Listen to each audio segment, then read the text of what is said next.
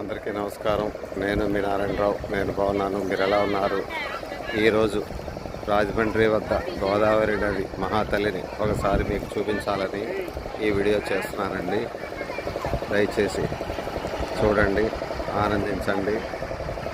నా వీడియోలు నచ్చితే సబ్స్క్రైబ్ చేసి లైక్ చేసి షేర్ చేయమని కోరుకుంటున్నానండి. రాజమండ్రి వద్ద పుష్పాల రేవులో ఉన్న గోదావరి మహాతల్లి అండి.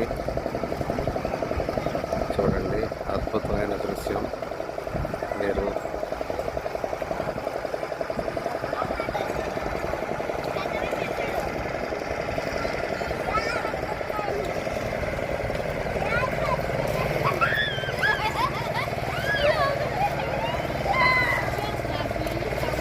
నమస్కారం.